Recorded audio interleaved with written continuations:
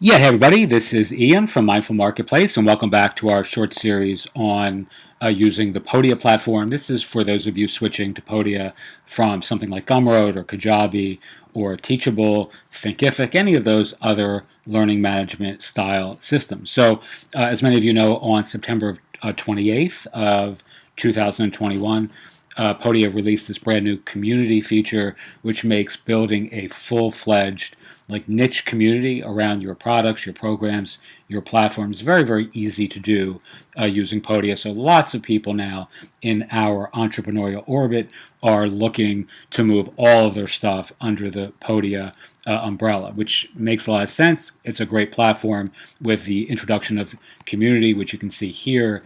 It's pretty much a no-brainer now because you can do all these things under one brand. So in this demonstration, I'm going to do a quick walkthrough for those of you looking to create upsells. Let's go to new product. It doesn't matter which product type you select here. I'm going to make it simple though and just select digital download and how to create an upsell is the name of this product. And of course, I'm going to delete this layer. This is just for demonstration purposes.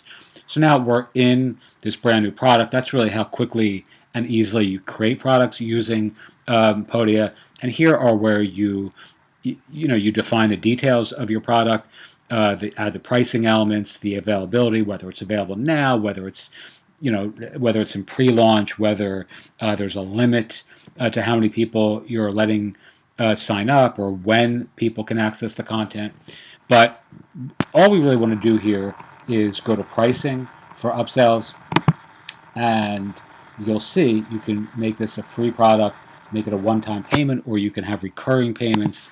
And we're going to scroll down here and you can add an upsell. So a really good heuristic is to make something like this free or make it very affordable, a couple dollars, $5, $10, whatever is appropriate for your brand and business, and then add an upsell, which allows folks to actually buy something in the same checkout experience, which will, most people won't do that, but a significant percentage will, anywhere from 7 to 10 to 20%, depending on whether they know you already or are familiar with your platform and how attractive you make the upsell. So let's really quickly make this a free product, and we'll add an upsell, and you'll see that immediately what happens is you get this new drop-down box, which allows you to pick any of your products, right? So let's say I wanted to pick this one here, which is a $99 product, and I wanted to actually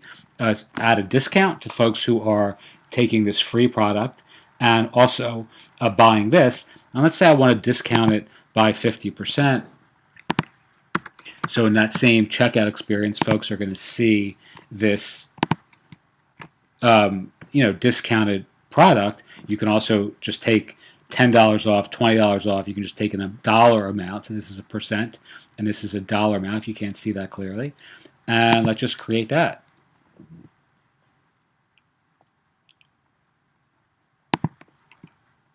All right, so now you have this free product with, as you can see here, a upsell that gives folks in this checkout cart experience access to this $99 product for $49.50, and then you would just simply continue to add and embellish the details and add files and all those other things that you would do in these fields here. If you look at